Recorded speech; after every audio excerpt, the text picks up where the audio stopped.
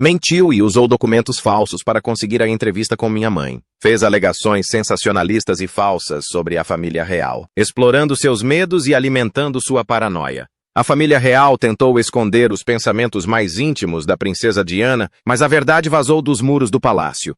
Uma coleção secreta de cartas manuscritas revela seu profundo amor pelo príncipe William, emoções que o protocolo do palácio não conseguiu silenciar. Que confissões sinceras ela escreveu antes de sua trágica morte. E como essas anotações particulares, antes guardadas por uma governanta de confiança, foram parar em um leilão em Londres? Junte-se a nós enquanto revelamos a carta perdida da princesa Diana para o príncipe William.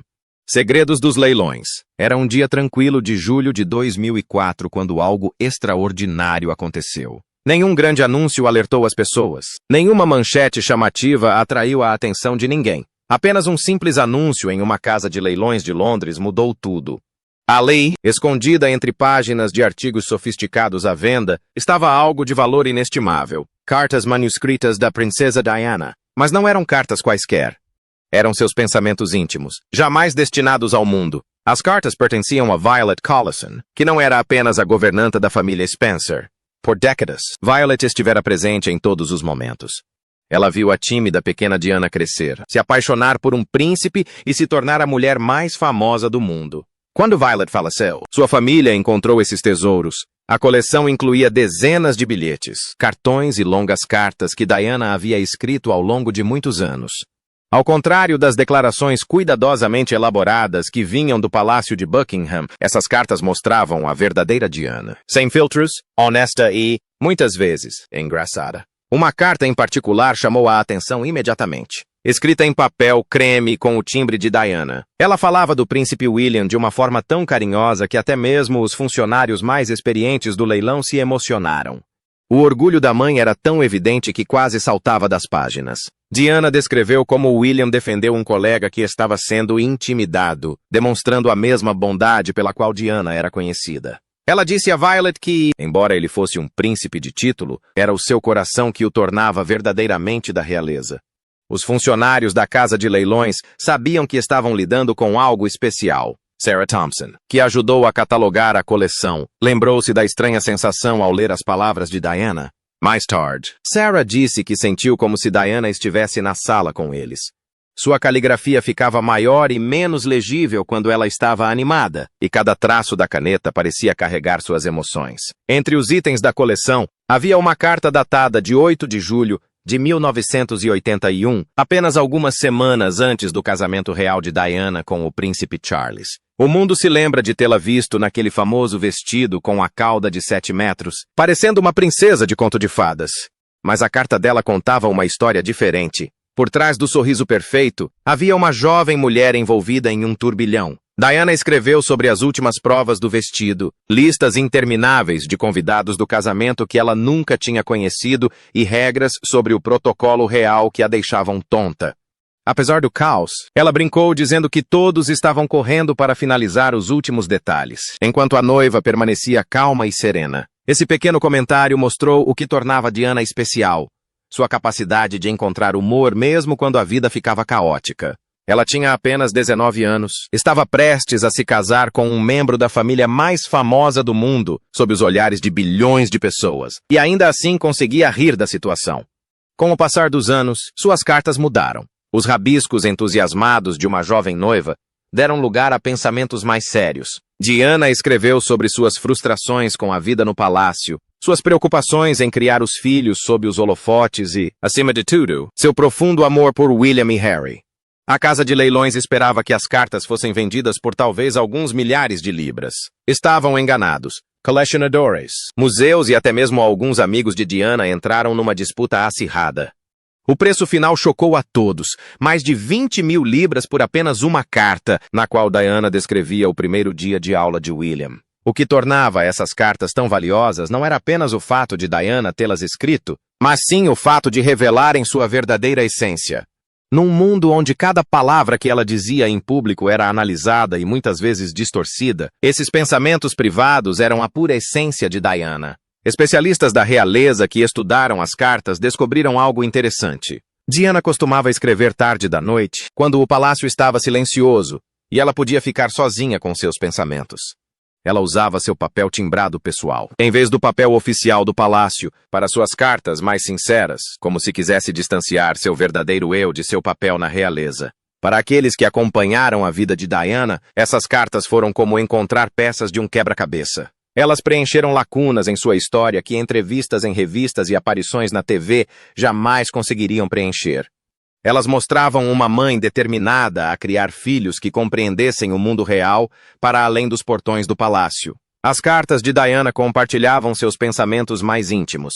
Mas que medidas surpreendentes ela tomou para proteger seus filhos da intensa pressão dos holofotes da realeza. A devoção de uma mãe. Enquanto o mundo via a princesa Diana como um ícone da realeza envolta em vestidos de grife, suas cartas manuscritas revelavam alguém completamente diferente. Uma mãe que quebraria qualquer regra para proteger seus filhos. Diana não apenas amava William e Harry. Ela construiu um escudo ao redor deles contra a tempestade da vida na realeza com a qual ela mesma havia lutado. Diana sabia o quão solitária a vida no palácio podia ser e se recusava a deixar William e Harry crescerem da mesma forma. Ela lhes dava abraços, histórias para dormir e uma visão da vida além dos muros da realeza. Frequentemente, mudava seus planos para evitar fotógrafos, usando seu mapa mental dos lugares tranquilos de Londres. Suas cartas revelavam essa forte proteção. Em uma delas, ela faltou a um evento importante para estar presente na vida de William. Os funcionários do palácio ficaram furiosos, mas Diana se manteve firme. Estar presente para o filho era mais importante do que qualquer dever real. Entre a coleção de cartas, uma se destacou por não estar escrita em papel timbrado do palácio. Datada de 21 de junho de 1989, era uma simples carta de agradecimento ao sargento George Plum, do grupo de escolta especial. Diana havia lhe pedido que levasse motocicletas da polícia ao Palácio de Kensington para a festa de aniversário de 7 anos de William. A carta mostrava como Diana criava momentos mágicos na infância, mesmo dentro dos muros do palácio. William se apaixonou por motocicletas depois de ver as escoltas policiais que acompanhavam a família real. A maioria das mães da realeza teria simplesmente encomendado uma bicicleta de brinquedo cara, mas não Diana. Ela providenciou para que policiais de verdade, com motocicletas de verdade, realizassem acrobacias no gramado do palácio como uma surpresa. Em sua carta, Diana agradeceu ao sargento Plum por trazer alegria a William e seus amigos. O que tornou esta carta especial não foram apenas as palavras afetuosas de Diana. Eram as 3 assinaturas na parte inferior. Ao lado da caligrafia elegante de Diana, estavam as assinaturas trêmulas dos jovens William e Harry. Diana havia se sentado com seus filhos e os ajudado a aprender a importância de dizer obrigado, como qualquer mãe faria. Ex-funcionários da realeza comentaram posteriormente o quão incomum isso era. Normalmente, os filhos da realeza tinham seus próprios funcionários escrevendo bilhetes de agradecimento em seu nome. Diana insistiu que seus filhos aprendessem a gratidão na prática. Ela queria que eles entendessem que ser da realeza não os tornava melhores do que os outros. Isso lhes dava uma responsabilidade maior de serem gentis. A proteção de Diana ia além da segurança física. Ela se preocupava constantemente com o impacto da fama na saúde mental de seus filhos. Babás do palácio relataram encontrar Diana sentada no chão do berçário tarde da noite, organizando as tarefas escolares de William e os desenhos de Harry. Ela queria saber o que eles estavam aprendendo, o que os fazia felizes e o que os preocupava. Quando William começou a estudar, Diana tomou uma decisão ousada que chocou a rainha. Em vez de enviá-lo para um internato aos 8 anos, como exigia a tradição real, ela escolheu uma escola diurna perto do Palácio de Kensington. Isso significava que William poderia voltar para casa todas as tardes, em vez de passar meses longe da família.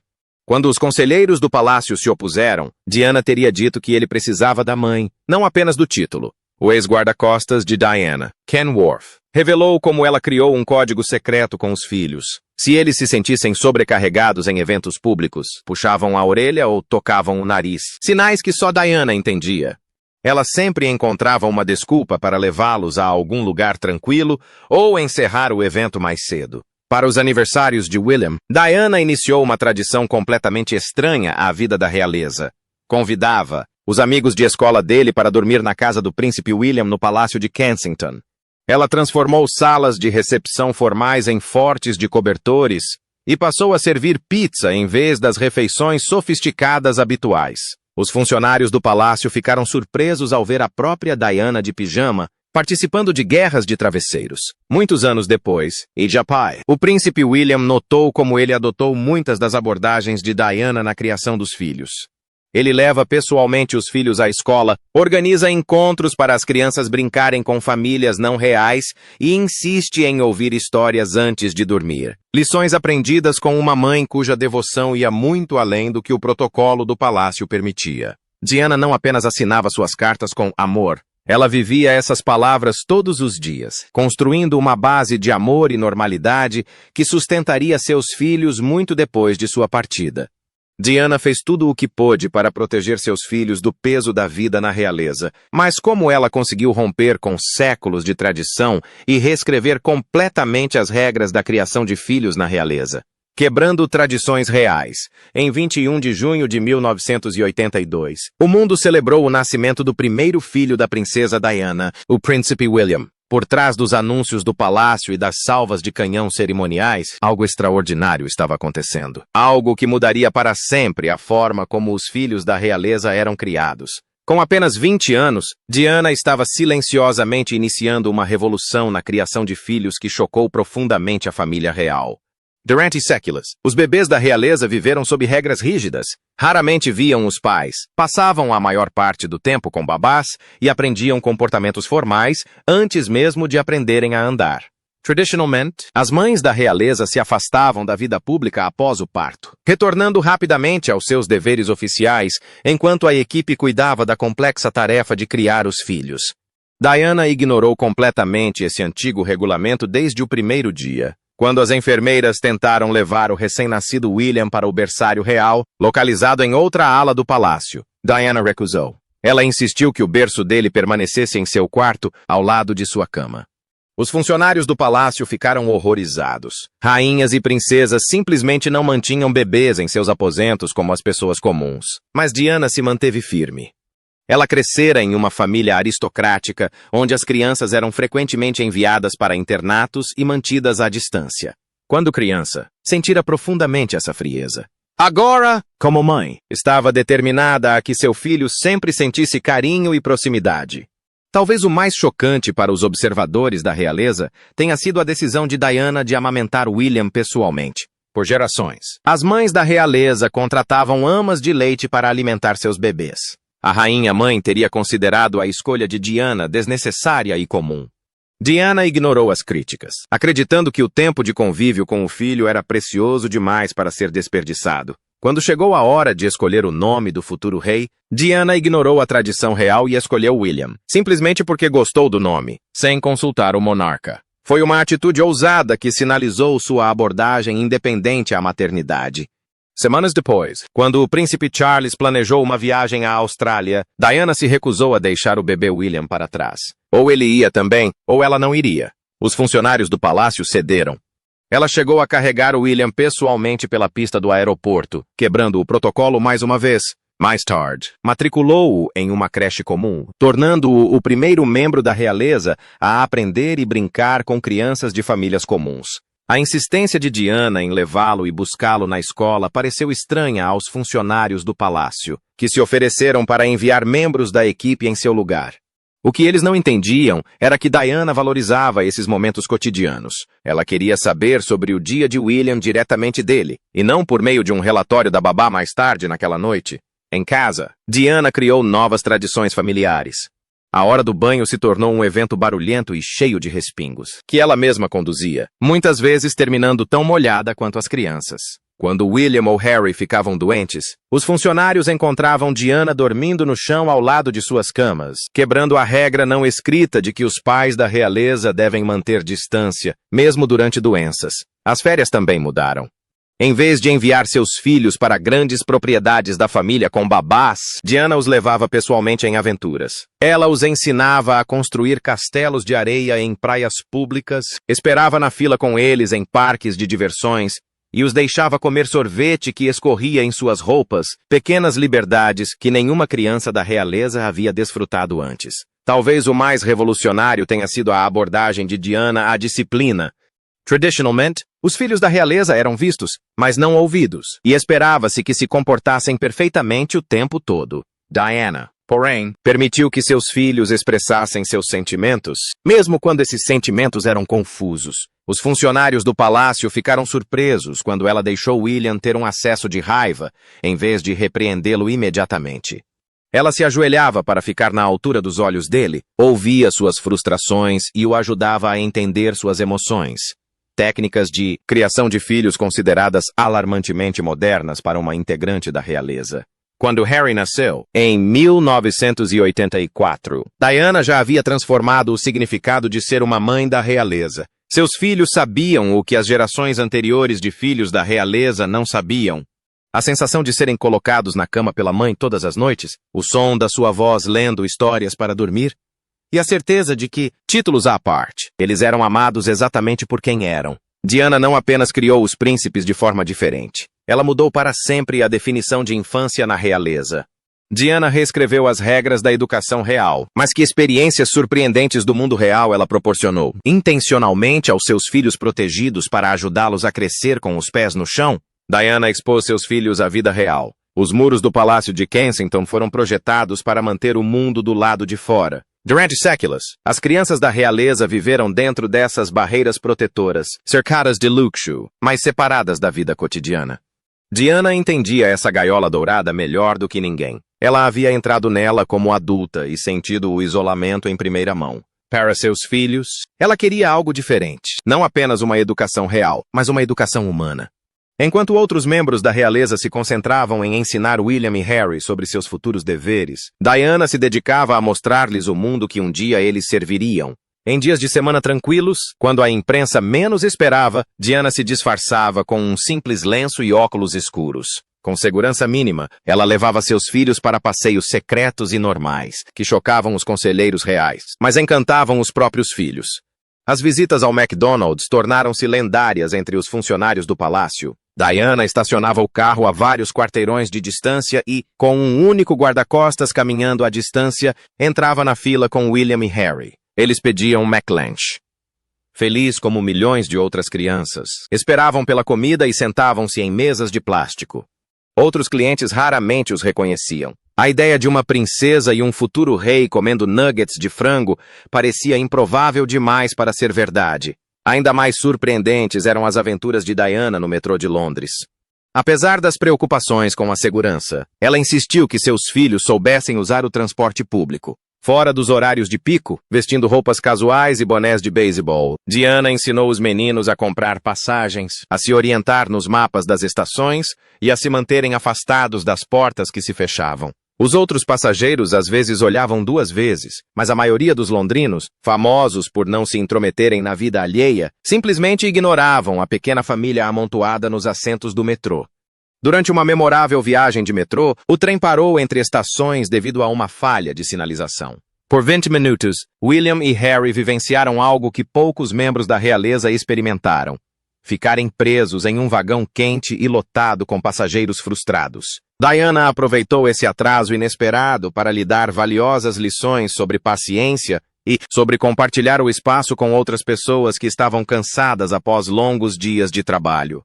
Os parques temáticos se tornaram mais uma sala de aula para a educação prática de Diana. Ao contrário dos parques reais com acesso privado, Diana levava seus filhos a atrações lotadas, onde eles aprenderam a ficar em filas que não podiam ser furadas, nem mesmo pelos príncipes. No Thorpe Park, um popular parque de diversões britânico, Diana sentava-se entre William e Harry nas montanhas russas, gritando junto com eles enquanto experimentavam as mesmas emoções que crianças de famílias comuns. As lições mais importantes vieram do trabalho beneficente de Diana. Enquanto muitos membros da realeza apoiavam causas de uma distância confortável, Diana colocou seus filhos frente a frente com realidades difíceis. Quando William tinha 9 anos, ela o levou para visitar o Center Point, uma instituição de caridade que apoia jovens sem teto em Londres. A visita não foi uma mera sessão de fotos. Diana fez com que William passasse um tempo conversando com adolescentes não muito mais velhos que ele, que não tinham casa, nem família para apoiá-los, e poucas oportunidades. E, no fim, foi uma decisão difícil. Era isso que eu queria. É isso que eu quero. Essas não foram conversas encenadas com indivíduos cuidadosamente selecionados. Foram encontros impactantes com jovens cujas vidas haviam tomado rumos difíceis. Um membro da equipe do Center Point lembrou mais tarde de como William ficou sentado em silêncio, ouvindo um garoto de 16 anos descrever como dormia em parques durante o inverno e procurava comida em latas de lixo. Enquanto os assessores do palácio temiam que essas histórias pudessem assustar o jovem príncipe, Diana sabia que algo importante estava acontecendo. A empatia crescia onde o privilégio poderia ter criado distância. Até a hora do banho se tornou uma oportunidade para aprendizado prático. Diana contava histórias sobre os países que havia visitado, pessoas que viviam de maneira diferente e crianças que não tinham água potável ou camas quentes. Ao lavar os cabelos deles, ela plantou sementes de consciência global que mais tarde floresceriam no trabalho humanitário que ambos os príncipes realizam hoje. Os métodos de Diana eram revolucionários, mas seu objetivo era simples. Ela queria que seus filhos vissem o mundo através de janelas abertas, não por trás das cortinas do palácio. Ela acreditava que a verdadeira liderança exigia a compreensão da vida de todas as pessoas, não apenas daquelas nascidas em berço de ouro. Diana mostrou aos seus filhos o mundo para além dos muros do palácio, mas como os protegeu quando o seu próprio conto de fadas desmoronou. A Princesa do Povo. No início da década de 1990, o conto de fadas havia se desfeito. O casamento dos sonhos, assistido por milhões, transformou-se em uma união repleta de solidão e sofrimento. Enquanto o relacionamento de Diana com o príncipe Charles desmoronava publicamente, ela enfrentava seu maior desafio até então: proteger William e Harry da tempestade enquanto seu próprio mundo se desfazia. Os muros do palácio, que antes pareciam uma prisão, agora se tornaram um campo de batalha. Toda semana trazia novas manchetes dolorosas, conversas sussurradas que cessavam quando os príncipes entravam nos cômodos e telefonemas que Diana atendia a portas fechadas, muitas vezes saindo com os olhos vermelhos. Em meio a tudo isso, ela se esforçava para criar uma bolha de normalidade para seus filhos. Quando Charles e Diana se separaram oficialmente em 1992, William tinha apenas 10 anos e Harry, 8. Numa idade em que a maioria das crianças se preocupa com a lição de casa e brincadeiras no parquinho, os filhos de Diana enfrentavam perguntas sobre o casamento dos pais, feitas por colegas que tinham visto as manchetes dos jornais. Diana estabeleceu novas rotinas para lhes dar estabilidade quando tudo o mais parecia incerto. A escola tornou-se ainda mais importante durante esse período. Diana escolheu cuidadosamente a escola Wetherby, mais tarde Ludgrove, não apenas pelos seus padrões acadêmicos, mas também pelos seus ambientes acolhedores. Ela se reuniu pessoalmente com os professores, explicando a situação em casa e pedindo que ficassem atentos a quaisquer sinais de sofrimento emocional em seus filhos.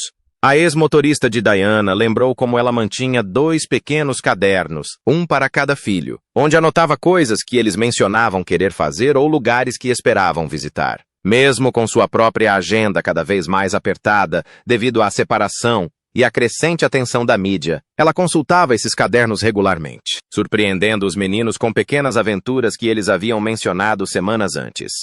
Quando Diana concedeu sua famosa entrevista ao programa Panorama da BBC em 1995, assistida por 22 milhões de pessoas, ela tomou uma decisão que surpreendeu até mesmo seus amigos mais próximos. Embora tenha falado honestamente sobre seus problemas conjugais, ela nunca retratou Charles como um pai ruim. Apesar de sua própria dor, ela protegeu o relacionamento de seus filhos com o pai, entendendo que eles precisavam do amor de ambos os pais. Após a entrevista, a rainha Elizabeth II insistiu para que Diana e Charles se divorciassem rapidamente. O processo formal teve início, trazendo novos desafios. Diana lutou arduamente por um acordo de custódia que mantivesse a vida dos meninos o mais normal possível. Ela ganhou o direito de que William e Harry vivessem principalmente com ela no Palácio de Kensington, embora também passassem tempo regularmente com o pai. O divórcio de Diana foi finalizado em 28 de agosto de 1996. Ela perdeu o título de Sua Alteza Real. Uma mudança dolorosa não para ela mesma, mas pelo que isso significava para seus filhos. O protocolo real previa que um dia ela teria que fazer uma reverência a William e Harry. Vendo-a magoada, William, então com 14 anos, prometeu restaurar seu título quando se tornasse rei. Sem o status real, a segurança de Diana ficou comprometida. Para proteger seus filhos, ela usou dublês, mudou rotas e contou com funcionários de confiança para despistar os paparazzi. Seu trabalho de caridade se intensificou, com foco em pessoas em situação de rua, HIV e conscientização sobre minas terrestres. Em janeiro de 1997, ela caminhou por campos minados em Angola com a Cruz Vermelha. Antes da viagem, ela deixou cartas para William e Harry, expressando orgulho e esperança pelo futuro deles. Nos seus últimos meses, ela construiu uma rede de mentores para os filhos, guias que compartilhavam seus valores e podiam apoiá-los além do mundo da realeza. Em 31 de agosto de 1997, a vida de Diana terminou tragicamente em Paris. William e Harry, com apenas 15 e 12 anos, enfrentaram a tarefa inimaginável de lamentar a morte da mãe enquanto o mundo inteiro assistia. Ao caminharem atrás do caixão, carregavam consigo os ensinamentos dela: força diante das adversidades, compaixão pelo próximo e a coragem para trilhar seus próprios caminhos. Será que William honrará a promessa que fez na infância de restaurar o título da mãe, criando um legado real do qual Diana teria se orgulhado? Quão diferente seria a monarquia hoje se Diana tivesse vivido para guiar William e Harry pelos desafios da vida adulta e pelas responsabilidades reais? Compartilhe sua opinião nos comentários. Lembre-se de curtir, compartilhar e se inscrever para mais conteúdo. Além disso, clique no próximo vídeo que aparecer na sua tela. Você vai gostar.